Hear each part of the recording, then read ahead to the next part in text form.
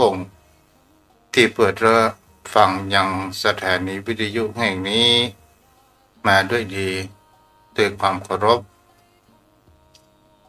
ขอเจริญสุขเจริญธรรมไม่ยังป่อออกไม่ออกสดา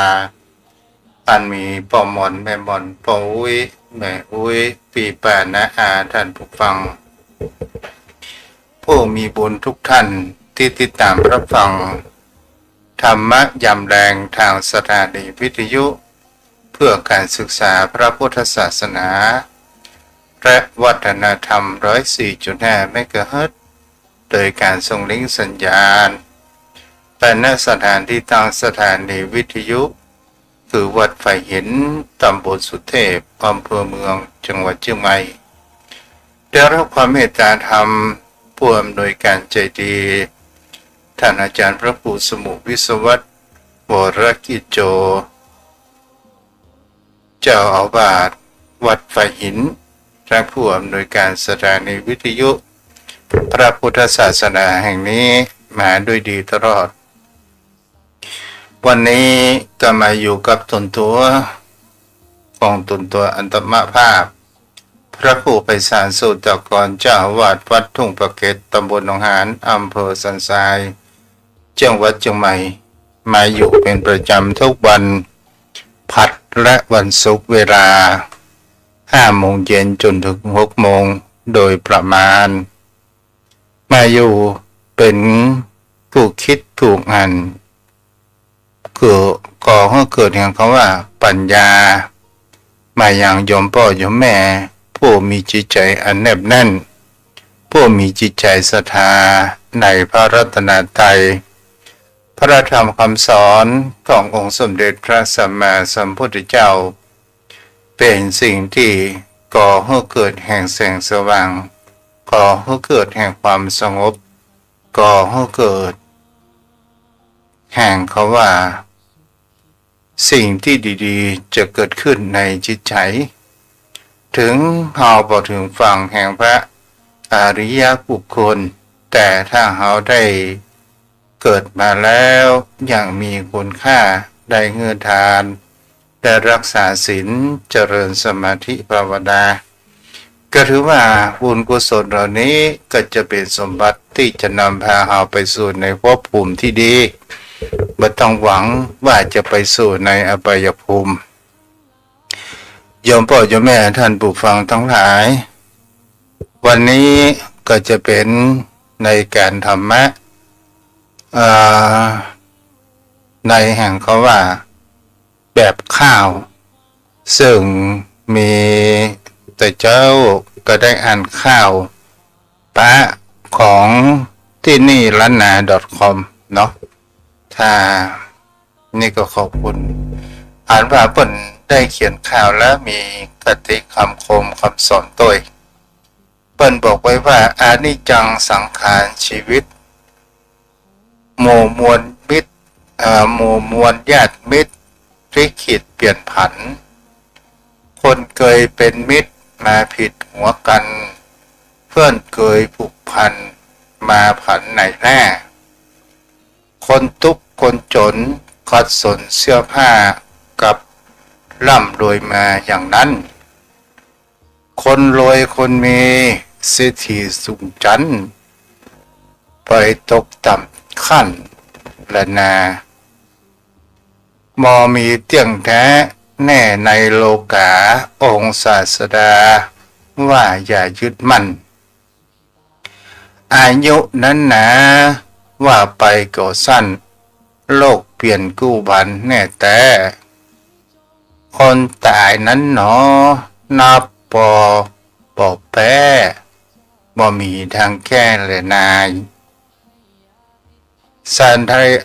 สาระบรรยายฝากไว้ที่นี่เท่านี้วัดวางลงโป่งเตอะนายเฮยโยมพ่อโยมแม่ท่านผู้ฟังทั้งหลายนี่ก็คือเป็นสิ่งที่เป็นสาระที่ตุเจ้านั้นได้ผู้เป็นคำข้าวออกมาตอนว่าทุกสิ่งทุกอย่างคนเหล่านั้นบ่ควรที่จะไปยึดมั่นในสิ่งที่เรา บางสิ่งบางอย่างบางชีวิตบางคนก็มีความสำเร็จในชีวิตและมีความสุขสุดแล้วบางครั้งบางคราวเกิดแห่งเขาว่าความรวยก็สามารถจะทำให้ทุกข์ได้ความจนก็ให้เกิดแห่งเขาว่ามั่งมีสีสุขร่ำรวยนั้นได้ความตายนั้นเป็นสิ่งที่บุคคลเหล่านั้นจะต้องเผชิญเจอเหมือนกันทุกรูปทุกนามสิ่งที่คนเหล่านั้นรู้อยู่เสมอว่าชีวิตนี้แท้ที่จริงแล้วตราบใดเราพอเข้าสู่แห่งฝั่งอริยบุคคลมรรคผลนิพพานก็ถือว่าจิตใจของเรานั้นยังมีอยู่ยังเป็นอมตะเป็นสิ่งที่เป็นนามธรรมไม่สามารถที่จะแตะต้องและสัมผัสนั้นได้แต่คนเรามีความเปลี่ยนแปลงจากเป็นเด็กทารกเป็นเด็กไร้เดียงสาเปลี่ยนเป็นวัยรุ่นหนุ่มสาวเปลี่ยนเป็นคนวัยกลางคนและวัยแก่ชรา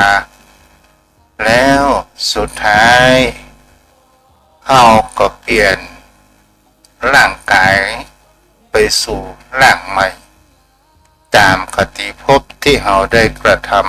ำนี้ก็คือเป็นสัจธรรมอย่างแท้จริงโยมพ่อโยมแม่บางครั้งบางคราวบางเรื่องบางสิ่งเราก็ไม่สามารถที่จะอธิบายให้กับบุคคลอื่นนั้นได้แล้วเป็นสิ่งที่บุคคลเหล่านั้นบางครั้งบางคราวเมื่อเราไม่สามารถที่จะอู้จาเข้าใจในจิตใจของเราได้นอกจากเราต้องเข้าใจในตัวเองนั้นก็คือการอยู่กับตัวเองก็คือการทำสมาธินี้เองโยมพ่อโยมแม่ท่านผู้ฟังวันนี้ก็จะมาธรรมะอันเป็นธรรมชาติเป็นสิ่งที่คนเรานั้นควรจะศึกษาระบบกฎเกณฑ์ของธรรมชาติช่วงนี้เป็นช่วงฤดู เปลี่ยนผ่านจากหนาวกลายเป็นฤดูร้อนสิ่งที่สำคัญมากที่สุดที่เราฮ้องกันว่าหน้าแล้งคำว่าหน้าแล้งในที่นี้มันก่อให้เกิดอย่างคำว่าความร้อนหลายสิ่งหลายอย่างบางท่านบางคนก็บอกว่าร้อนมากถึงเราจะจมถึงเราจะเดือดถึงเราจะแจ้งถึงเราจะด่าเมื่อความร้อนมันก็เป็นของธรรมชาติมันไม่สามารถที่จะทำให้เรานั้นทุเราได้นอกจากว่าเราแก้ไขปัญหาในชีวิตของคนเราจะไปอยู่พื้นต้นไม้หรือมีร่มที่หรือว่ามีพัดลมมีแอร์ก็เปิดเย็นสบายเกิดขึ้นธรรมชาติเป็นสิ่งที่น่าคิดต่างๆนานาในช่วงนี้เป็นช่วงที่ใบไม้เปลี่ยนผ่านโยมพ่อโยมแม่เป็นสิ่งที่เราจะเห็นได้ว่าใบไม้มันผลิเพิ่นเขาว่าใบเก่านั้นมันร่วงโรยมันเพื่อที่จะให้แห่งคำว่ายอดใหม่ปลีกติแก้นสาขานั้นเกิดขึ้นมาใหม่แทนอันเดิมแต่ชีวิตของคนเรานั้นเป็นสิ่งที่เราจะเห็นได้ว่ามันก็มีร่วงโรยจิตใจของเรานั้นก็ไปสู่ภพภูมิกำเนิดตามกติภพที่เรานั้นสร้างเอาไว้ถ้าจิตเราดีเราสร้างสิ่งดีๆเรามีแห่งกัลยาณมิตรดีคอยพุ่มฟักคอยอบรมปฏิบัติแห่งจิตแห่งใจเมื่อตกอยู่ในอำนาจตัณหากิเลสมันมากนักมันก็จะทำมา ในแห่งความสุขนั้นเกิดขึ้นวันนี้ก็จะอู้จ๋าต่อให้พอดีโยมพ่อโยมแม่ท่านผู้ฟังทั้งหลาย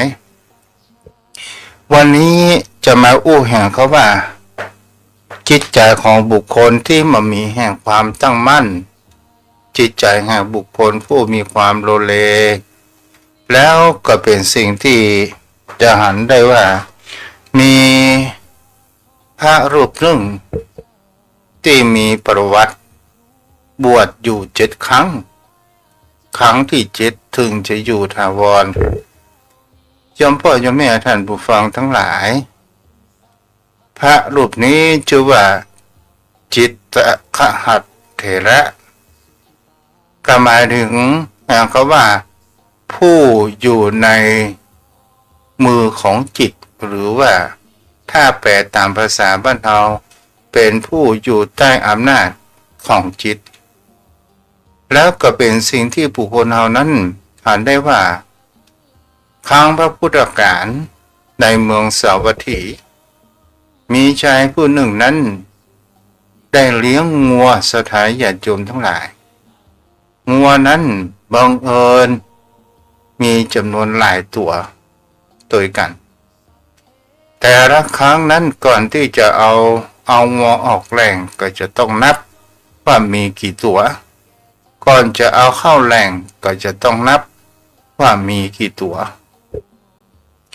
บุคคลคนนี้มีอยู่วันหนึ่งนั้นจะได้ไป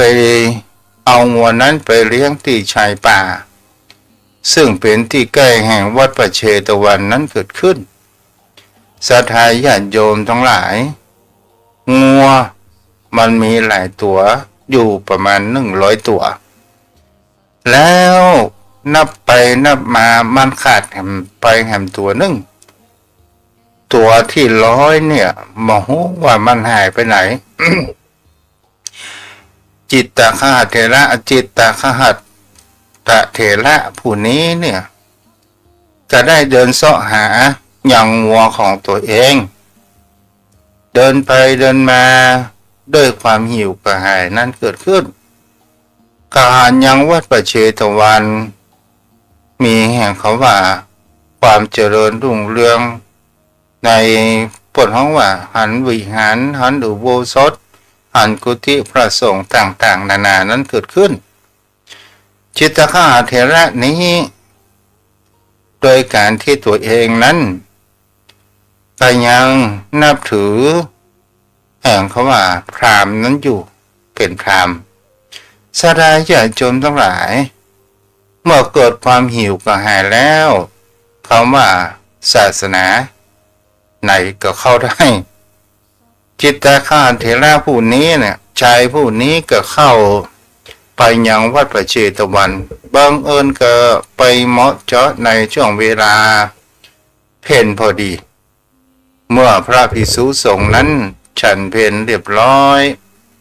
จิตตคหเถระนั้นก็มีความหิวกระหายก็ได้เป็นขยมโดยตรงจนกินอาหารสำราญแล้วก็มีความอิ่มหายกระหายนั้นเกิดขึ้นจิตตคหเถระจิตตคหเอาอู้ถึงว่าอุบาสกนี่ดีกว่าอุบาสกผู้นี้เนี่ยได้หันนางพระภิกษุสงฆ์นั้นมีของกินของหวานอยู่มากมายเกิดขึ้นก็เลยถามยังพระภิกษุสงฆ์ว่าข้าแต่ท่านผู้เจริญท่านไปได้รับนิมนต์ไปยังบ้านของกินของหวานนี้มากขนาดพระภิกษุสงฆ์เหล่านั้นก็บอกว่าบ่ได้ไปรับกินรับทานในบ้านในจองไหนแต่ออกไปบิณฑบาตของกินของหวานนี้มาจากกันบิณฑบาตในช่วงเจ้าจิตตคหเถระนี้ก็หันได้ว่าโอ้สบายเหมือนทุกเจ้าก็เลยทีนี้ก็เลยมีความจากที่อยากจะให้บวชบางคนเกิดว่าสามารถที่จะทิ้งครอบครัวและทิ้งงัวนั้นได้ก็ยังมีภาระนั้นอยู่ศรัทธาญาติโยมทั้งหลาย อุบาสกคนนี้ก็ได้เอางวนั้นไปเข้าแหล่งแล้วก็คิดถึงหาอาหารการกินว่าโอ้อาหารการกินของพระสงฆ์องค์พระเจ้ามีมากมาย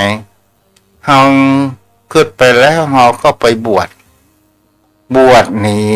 แห่งเขาว่าภัยอาหารต่างๆนานาก็เลยมีความคิดอยากจะบวชก็เลยบอกให้ภรรยาของตัวเองซึ่งสวยงามอยู่บอกว่าตัวเฮาจะไปบวชดูฮะสู่จะไปบวชค่ะโอ้ไปบวชแค่บอกกี่วันพออิ่มหนำสำราญพอร่างกายสมบูรณ์แล้วก็จะกลับมาหาตัวก็สถานญาติโยมทั้งหลายอุบาสกคนนี้ก็เข้าไปยังวัดพระเชตวันเมื่อพระภิกษุสงฆ์หันแล้วว่าอุบาสกคนนี้เนี่ยได้กินอาหารแล้วทั้งด้วยล้างชาม7 บาทคือพระสงฆ์อันยังเรียบร้อยดีดูปฏิบัติดีก็เลยหาว่าอุบาสกคนนี้ขออุปสมบทพระภิกษุสงฆ์นั้นก็บอกว่าโอ้บวชก็ดีก็เลยได้รับการอุปสมบทนั้นเกิดขึ้นศรัทธาญาติโยมทั้งหลายวันเวลาผ่านไปจิตตคหเถระนี้ได้ฉันอาหารอิ่มหนำสำราญด้วยความแห่งความเป็นพระเมื่อความกำลังวังชาของเรี่ยวแรงของตัวเองนั้นฟื้นขึ้นมาที่นี้ศรัทธาญาติโยมทั้งหลายคนมีครอบครัวแม้เคยขี่มันก็เป็นสิ่งที่คนเหล่านั้นจะนะว่าเมื่อมีความสมบูรณ์ทางร่างกายแล้วก็พัดพรากจากภรรยามาเป็นฤดูกาล3 เดือน1 พรรษาก็เลยคิดตึงหาเมียตัวเก่าก็เลยขอสึกหาราเพศไปกลับไปแล้วก็ไปเลี้ยงยังภรรยาเลี้ยงงัวเหมือนดังเก่าดังเดิมพอเวลาสูบผอมจิตตคหัตผู้นี้เนี่ยก็ได้ปิกมาขอบวชครั้งแล้วครั้งเล่าจนถึงเวลา6 ครั้งพระเถระผู้นี้นี่ก็หันว่าโอ้เฮาจะบวชไปยังเฮาไปหาของชีวิตเป็นคฤหัสถ์ดีกว่าก็เลยกลับไปยังบ้านยังจองก็ไปอยู่กับภรรยาและเลี้ยงงัวเหมือนดังเดิมที่นี้ศรัทธาญาติโยมทั้งหลายทุกสิ่งทุกอย่างมีการเปลี่ยนแปลงนั้นเกิดขึ้นมีตกจุวันหนึ่งนั้นนายจิตตหัตถ์นี้ก็ได้สหาลวงหาเฟินและก็ได้เอางัวนั้นเข้าแหล่งในเวลาพบค่ำมาแต่ภรรยาของตัวเองนั้นซึ่งกำลังตั้งครรภ์ท้องอยู่5 เดือน6 เดือนก็ท้องป่องพอดีทีนี้ศรัทธาญาติโยมทั้งหลายภรรยาของนายจิตตคหัตถ์นี้จะได้นอนหลับนายจิตตคหัตถ์หันไปหันว่าภรรยาตัวเองนั้นนอนหลับแล้วก็มีอากัปกิริยาอันน่าประพึงปรารถนาเปิดห้องว่านอนขนปูดน้ำไหลย้อยต่างๆนานาเกิดขึ้นจิตตคหัตถ์เถระอาหารแล้วก็เกิดแห่งความเบื่อหน่ายเกิดขึ้นว่ารูปไม่เที่ยงหนอเลยทีนี้ก็ปรงจิตปรงใจแล้วก็หันว่าโอ้เอามาอยู่กับภรรยาเอาจะเพียกไปบวชดีกว่าก็เลยไปเอาผ้ากาสาวพัสที่ตัวเองนั้นเคยบวชในห้องนอนทีนี้ก็ไปเอายังจีวรแล้วก็ ปกผ้าปกครัวบ้านเฮาโอ้เองหันแผดหน่อยปกผ้าปกครัวบังเอิญบ้านแม่ยายหรือว่าแม่ภรรยาอยู่ข้างบ้านหันยังลูกชายของตัวเก่านั้นได้ปกผ้าปกครัวเอาผ้าเหลืองนั้นไปนางก็เลยหันประการเช่นนั้นก็ไปพ่อยังลูกสาวของตัวเองว่าโอ้นายจิตรคหตนี้คงจะไปบวชแถมแล้วก็เลยฮ้อภรรยาฮ้องยังลูกสาวของตัวเองว่าอีน้อยเจ้าอย่างพอแล้วผัวมึงไปบวชทำแล้วน่ะบวชครั้งนี้จะซึกบ่ฮู้โอ้ยอีแม่เพราะไปเป็นห่วง3 วัน 7 วันก็ปิกมาละ จนเป็นชีวิตที่มีความชินชารู้นิสัยอย่างกับผู้คนพิษกันออกจากบ้านจากจองเวลาหายโคตรหายงอนกับปิกมาอย่างนี้เป็นต้นแต่ครั้งนี้เป็นครั้งที่จิตคหเถระจิตคหตนี้ก็ได้ไปขออย่างพระสงฆ์องค์พระเจ้าว่าข้าแต่ท่านผู้เจริญข้าพระเจ้าขอมาบวชหมู่ตู้เจ้าทั้งหลายก็บอกว่าโอ้เฮาบวชละท่านบ่เป็นคนท่านเป็นคนโดนเลมบ่มีความมั่นคงมีจิตใจที่บ่แน่วแน่และทางบ้านก็บ่ได้เฮาก็ไปแจ้งว่าเอาบ่บวชละบวชแน่เฮาก้าวโกนผมตัวเก่าเขาเนี่ยตัวเก่าเนี่ยเหมือนกับหัวเนี่ยเป็นที่รับมีดของเฮา โอ้ทีนี้จิตคหตนี้ก็บอกว่าโอ้ครั้งที่7นี่จะบวชแต่คำมั่นสัญญาก็ว่าได้รูปไม่เที่ยงกหาแล้วนายจิตคหตนี้ก็ได้พระสงฆ์องค์พระเจ้านั้นก็ได้อุปสมบทบวชเมื่อบวชแล้วสถาญาติโยมทั้งหลายนายจิตคหเถระนี้ก็ได้เริ่มเรียนกรรมฐาน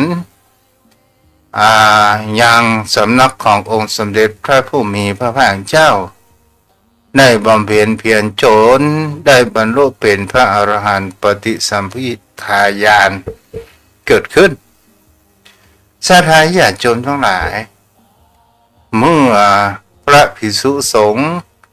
ก็บอกว่าจิตคหเถระบวชครั้งนี้ประสึกแน่นอนพอนานแล้วก็ประสึก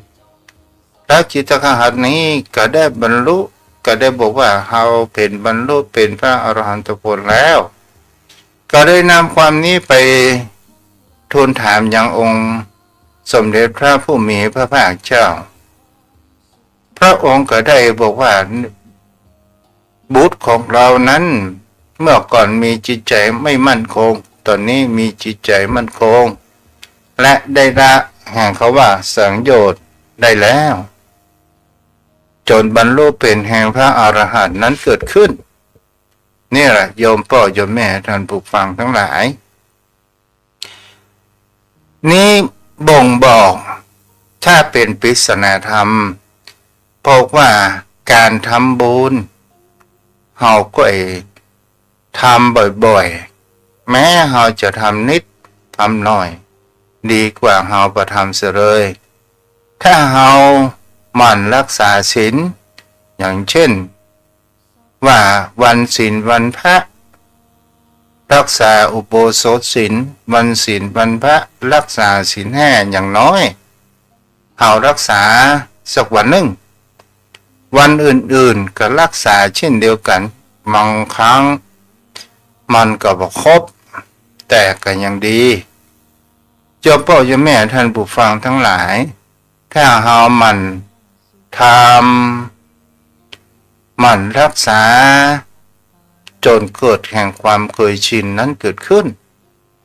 อาจจะมีความสำเร็จแน่นอนเหมือนการทำสมาธิโยมพ่อโยมแม่ท่านผู้ฟังถ้าเฮาทำสมาธิ บางท่านบางคนก็เข้าใจว่าการทำสมาธินั่งสมาธินั้นหันนั่นหันนี่หันตัวเลขหันเทวนาต่างๆนานาเกิดขึ้นแท้ที่จริงแล้วการทำสมาธิเป็นอุบายทำให้จิตใจของเรานั้นสงบและทำให้ร่างกายของเรานั้นได้พักผ่อนหมายถึงก็ว่าผ่อนทั้งกายพักผ่อนทั้งจิตพักผ่อนทั้งกายและเป็นการอยู่ตัวของเราเองการทำสมาธิหรือภาวนานั้นบ่จำเป็นจะต้องว่านั่งขัดสมาธิเสมอไปถ้าเรานั่งบ่ได้เราเจ็บแข้งเจ็บขาหรืออาการอย่างใดอย่างหนึ่งเฮาก็นั่งเก้าอี้ก็ได้นั่งบนเตียงเฮาก็ได้ดูลมหายใจเข้าออกและเฮาบ่ต้องมีความหวังหมายถึงเขาว่าเฮาบ่ต้องไปบังคับว่าสงบอย่างนี้ก็บ่ใช่เฮาก็ดูมันไปเรื่อยๆแต่ถ้าว่าเฮาตั้งจิตตั้งใจมากเกินไปมันจะก่อให้เกิดแห่งความฟุ้งซ่านแต่เฮาดูลมหายใจเฮาบ่ต้องไปบังคับจิตแต่เพียงแค่เอาสติมาอยู่กับในพิจารณาร่างกายก็คือความรู้สึกตัวของเฮานี่แหละและจะทำให้จิตใจของเฮานั้นสงบแล้วเฮาจะมีพลังแห่งจิตใจการทำภาวนานั้นครูบาอาจารย์ก็ได้เล่าสืบกันมาว่าพระพุทธองค์บอกว่านี่ก็คือเป็นยาขนาดเอกที่รักษาทางจิตยาภายนอกรักษาเพียงแค่กายและอวัยวะต่างๆแต่จิตใจนั้นเป็นสิ่งที่มองมหันต์จิตใจเศร้าจิตใจโศกจิตใจมีความอาฆาตพยาบาทจิตใจมีความโลภน้อยอกหม่นใจต่างๆนานามันมียาใดๆเข้ากับยาขององค์สมเด็จพระผู้มีพระภาคเจ้านั้นก็คือภาวนาหรือว่าสมาธินี้เองเอาละโยมพ่อโยมแม่ท่านผู้ฟังวันนี้ก็เปิดโอกาสทางป้นหนานและก็ต่างบ้านป้นหนานสัก10 นาทีเนาะถ้าป้นหนานสนทนาทำป้นหนานก็ง่วนนะติดลมแต่เฮาก็อิงดูกับสถาญาติโยมเนาะเอาละวันนี้เฮาก็มาอยู่กับกันเดินเด้อป้นหนาน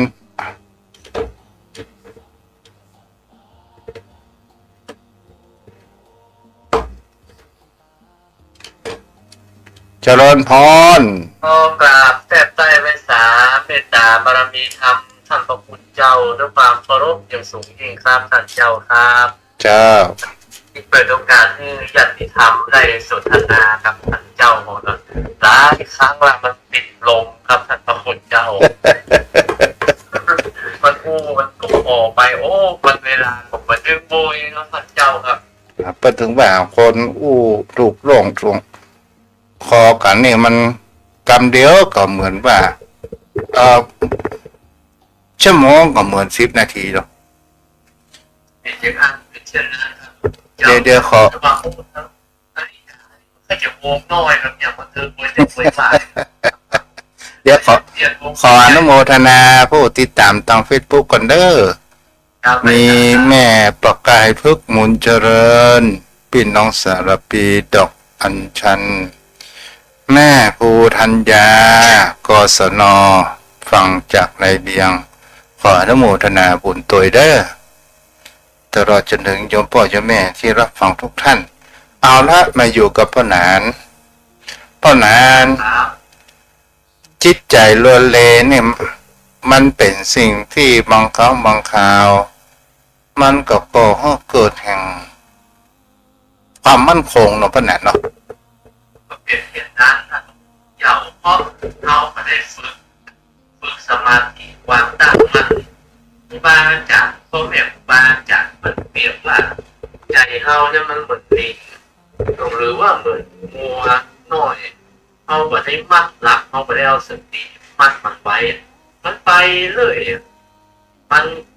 ใจนี่มันป่วยกับเดินทางป่วยแต่คิดตัวอยู่ที่นี่คิดเป็นอย่างอื่นมันเลยทำให้ใจเขาเรรวนมาตั้งมั่นครับพระพุทธเจ้าเมื่อลอยมาที่ผู้จะแท้ใจไปที่อื่น มันเป็นเจตนามันเป็นธรรมชาติของจิตนะครับแต่ถ้าเป็นฝึกดีแล้วจิตเป็นฝึกนิ่งใจเพื่อก็เป็นสมาธิตั้งมั่นต้องมันอย่างท่านเจ้าวัดนะต้องมันฝึกทำบ่อยๆบางรีกันตาทำไปใจทีละเล็กทีละน้อยบางครั้งเราประมาทไปเอาเหมือนเวลากับจิตใจเราเลยเอาไปเอาเวลาไปปุ่มเออย่างอื่นไปนั่ง วันละสัก5 นาที10 นาทีก็ได้เนาะ ครูบาอาจารย์ว่าท่านที่สูงมันว่าคือการเข้าสมาธินะเพียงชั่วระยะเวลาเท่าจ้างกับพิษงูแรดลิ้นเป็นไก่กินน้ำงานก็มีอันที่สูงนักใจคนนี้ได้นะครับเจ้าเอาประมาณฝึกวันนี้ได้5 นาทีพวกได้6 นาทีเอาไปทำทุกวันแล้วเราทำวันนี้ทำ2-3 วันปีมาทำเนี่ยมันเหมือนหญ้ามันเอาไปหินไปทับแล้วเปิดตอนนี้มันก็คิวจะเก่ามันตายสักพักมันทันเจ้าครับ จะในวิถีชีวิตของคนเราก็ประมาณเช่นนี้เหมือนกันครับคนนั้น เป็นเช่นนี้เขาเมื่อเวลาในการทำงานลากไปเขาเมื่อเวลาในด้านจิตใจเขาเลยเวลามันประสบปัญหาขึ้นมาเอาอย่างประกุกนะครับจับรักจับยังไม่ได้ละ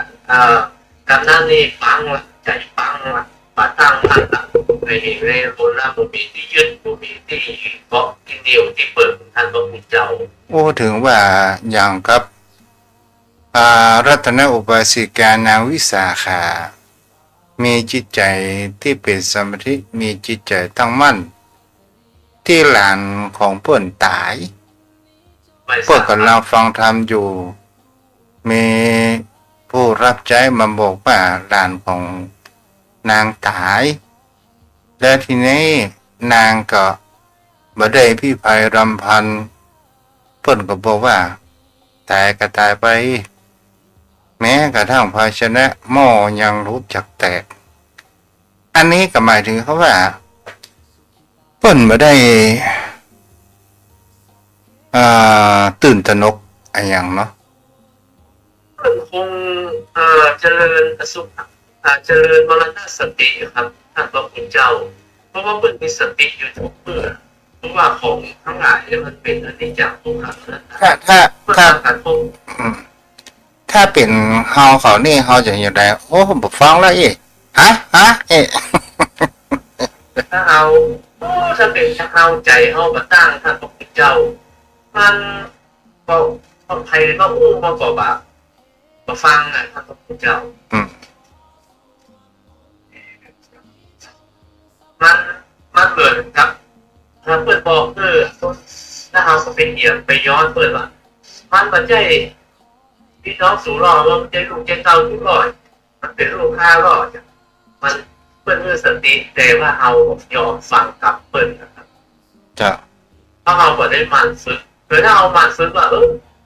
ถึงมันแบบได้เป็นอุปจาระ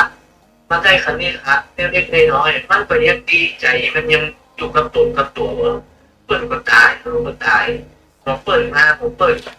มาบางทีเปิดก็ไปเอาเปิดบางทีเอายังบอกว่าเราจะอยู่ได้ในบอกใจมันก็เ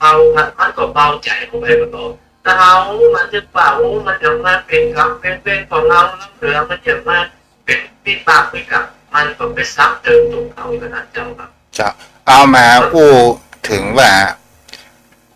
แม้กระทั่งพุทธอุปถากพระอานนท์ครั้งยังเป็นเพียงแค่พระโสดาบันอยู่ตอนที่พระพุทธองค์เสด็จดับขันปรินิพพานเนี่ยพระอานนท์นี่เกิดแห่งความเสียใจมากที่สุดเลยแล้วเมื่อกลับไปยังวัดประเชนตะวันกลับไปหาดยังได้ ทำตามความปกติเหมือนกับว่าพระพุทธองค์นั้นประทับอยู่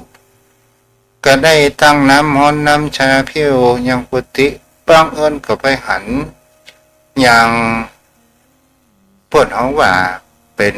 พระจีวรอัฐบริการของพุทธองค์ค้างอยู่ที่อยู่ในวัดประเชตวันพระอานนท์นั้นเจ้าบ้านเจ้าจอก็ว่า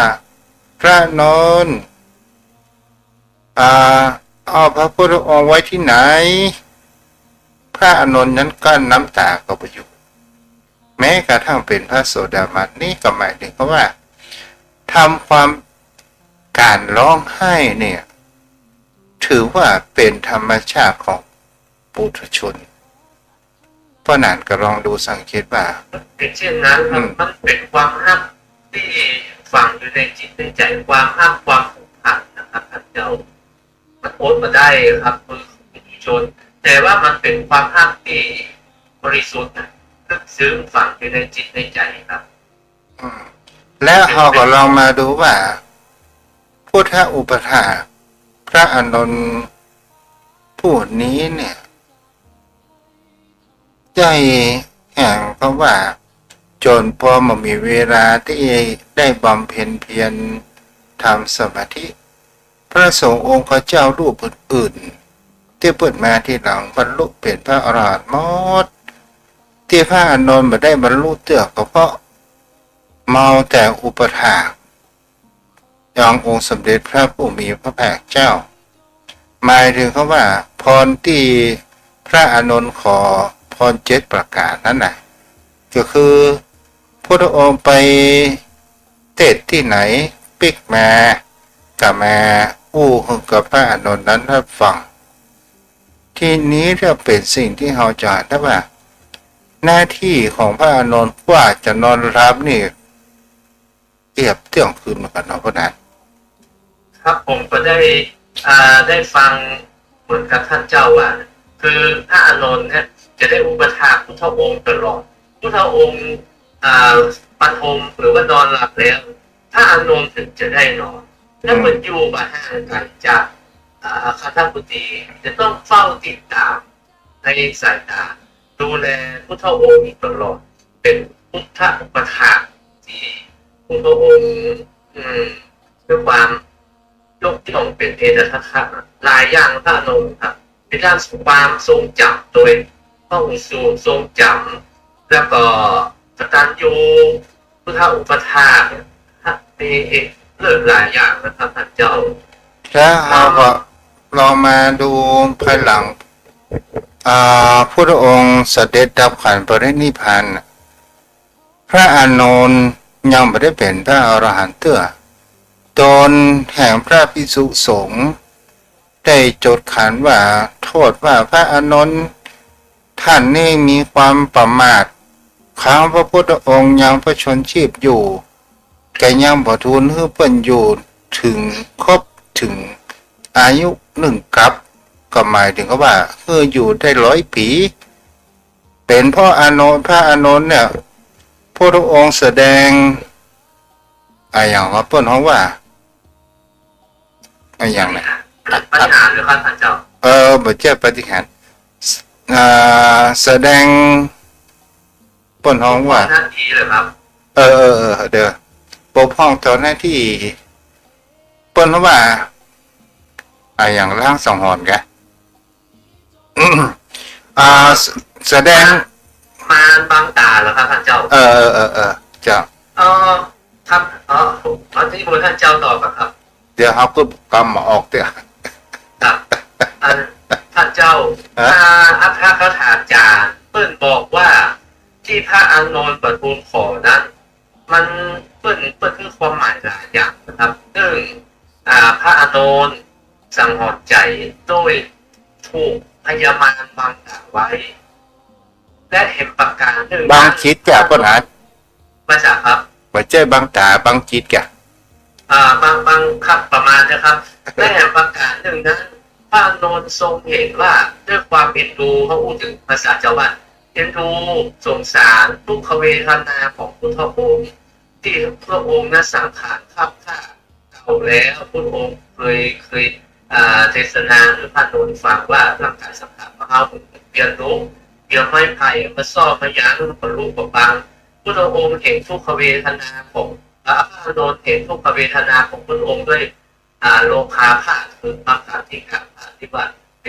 เป็นลมถ้าบ้านเราห้องประโงรูปเลือดนะครับเป็นทุกขเวทนาทรมานและบอกพระนนท์นั้นต้องบีบหลังนะพระพิสดารต้องนวดเฟ้นบีบหลังแล้วเปิดมีดูพระเจ้าพระพุทธองค์ทำอย่างนั้นแล้วพระนนท์บอกว่าอยากเพื่อเป็นทรมานต่ออย่างนั้นเจ้าเอาพูดถึงว่าพระพุทธองค์มาได้เหนือธรรมชาติมาได้มีอิทธิฤทธิปาฏิหาริย์เหนือความเป็นคน แต่สิ่งที่หันว่าพุทธองค์ปรงสังขารนั่นก็คือเพราะว่าอายุสังขารเท่าแก่ชรามาเขาก็ลองดูบางคราวเขาถามคนเฒ่าคนแก่ที่อายุ80ปลายเพิ่นก็เบื่อหน่ายสังขารเหมือนกันนะเพิ่นน่ะเนาะแทบจะทุกคนนะท่านพระคุณเจ้านั้นตั้งแต่ผมเป็นสามเณรนะขอโทษครับผมเคย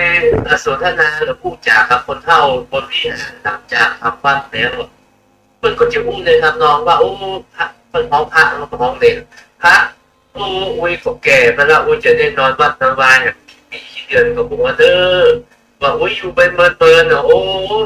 อุ้ยอยู่เมินอุ้ยก็ปวดแขนปวดขาเป็นตุ๊กมันใจวิบากกรรมถ้ามันไปมันก็สบายมันต้องมาทรมานจะเอาก็นึกถึงพระพุทธองค์ก็ประมาณเช่นนี้เหมือนกันว่าโอ้อ่านแล้วว่าพุทธศาสนาพระรัตนตรัยรวมครบแล้วแม้กระทั่งพุทธองค์บอกว่าต่อไปเนี่ยพระธรรมคำสอนพระวินัยพระธรรมจะเป็นองค์ศาสดาแทนตัวของเราที่เราได้อบรมสั่งสอนเทศนาธรรม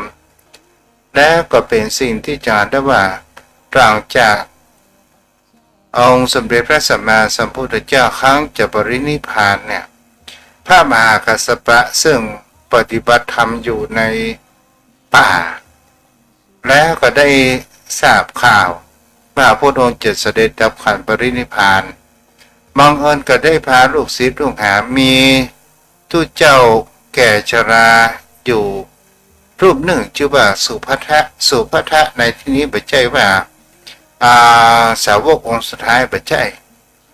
อันนี้เป็นอันเตวสีของพระมหากัสสปะพระมหากัสสปะได้ยินว่าพระสุภัทะบอกว่าพุทธเจ้าเสด็จดับขันปรินิพพานก็ดียามเมื่อมีชีวิตจิตใจจำบังคับพันบังคับนี่บัญญัติท่านบัญญัตินี่ต่างๆนานาตายก็จะดีอีเนาะบ้านเฮาว่าเนาะครับผมประมาณนั้นเพราะเพิ่นยังไม่ได้เป็นพระอรหันต์นะครับท่านเจ้าสุภัทะไม่ได้เป็นครับผมอันนี้แม่ละที่ท่านเจ้าว่าเนี่ยประสับสนเพราะว่าคนละองค์กับสาวกที่เป็นอรหันต์องค์สุดท้ายนะครับท่านเจ้าสุภัทะที่เป็นสุภัทะที่เป็นอรหันต์องค์สุดท้ายนั้นคนละองค์กับสุภัทะประเดี๋ยวที่ท่านเจ้ากำลังจะถูกต้องสุภัทะในที่นี้ก็คือเป็นลูกศิษย์ของพระมหากัสสปะมีว่าในอดีตน่ะสุภัทะนี่เนี่ยได้เป่าประกาศให้ผู้คนได้ให้หอมกันเพื่อที่จะทำอาหารกันกินถวายยังพระภิกษุสงฆ์อันมีพระพุทธเจ้าเป็นต้นทีนี้พระพุทธเจ้านั้นก็หันว่า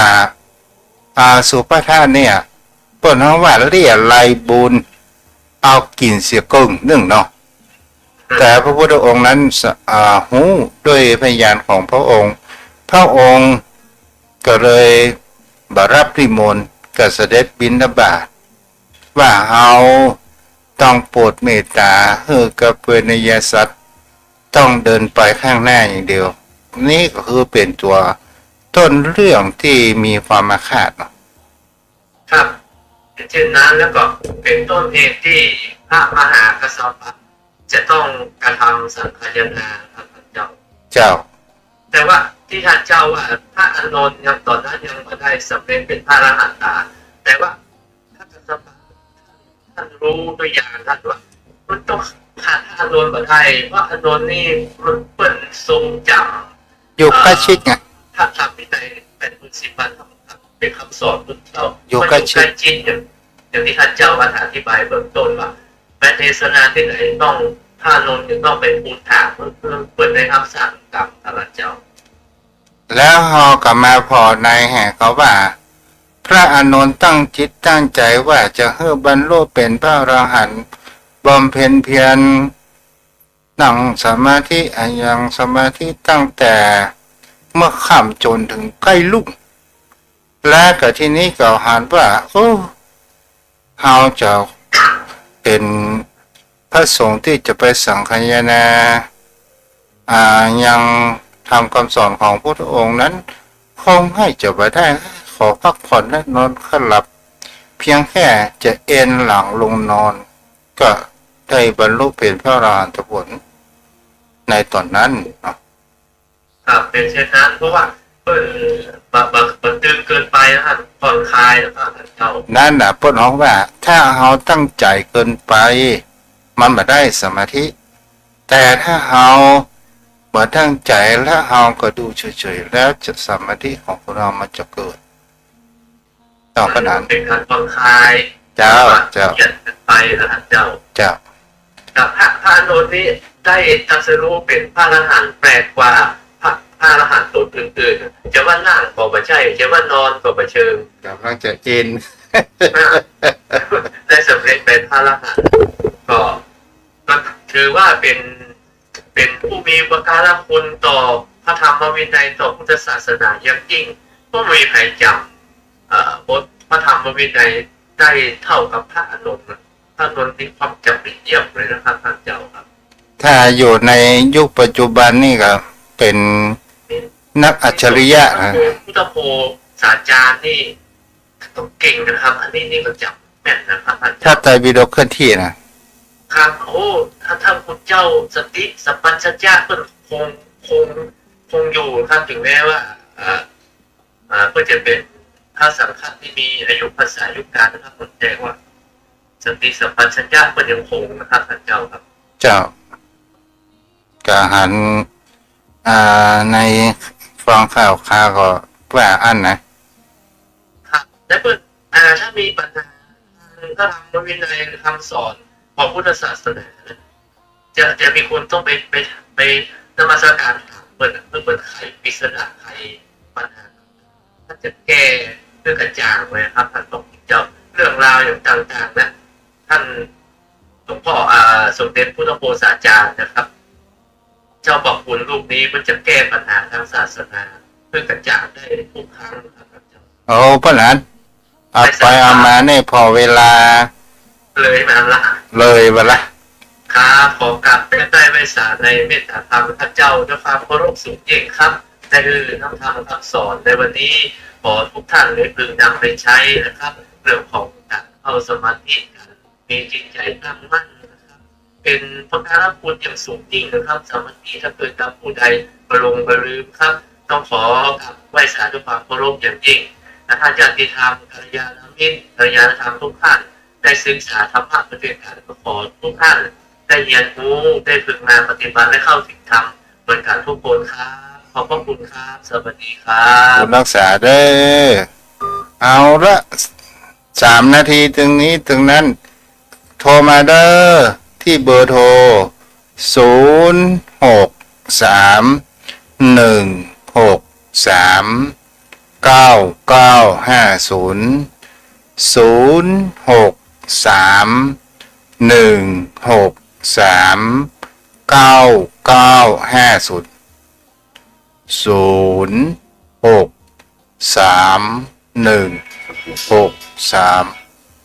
เจริญพ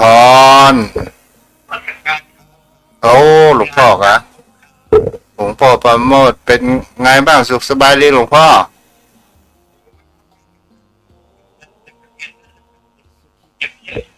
เองที่ไม่กัน อ๋อใช่ แล้วได้800เพิ่มแคลครับ แค่อาจารย์ตัด อ่า ที่ผิดแต่ความเป็นเจอนี่นะ ตอนนี้เดินได้ไหมหลวงพ่อหลวงพ่อเดินได้ไหมท ผมโอ้โดนที่เป็นใครก็ผมไม่ได้ผมใส่ขาบูทด้วยอ่ะพิจารณา ำจ้ะแข็งแรงแข็งแรง หมดเวลาแล้ว จ้าจ้าครับปุรักษาครับผมว่าหมดจังดาวก่อนเลยหลวงพ่อจะไป0631631950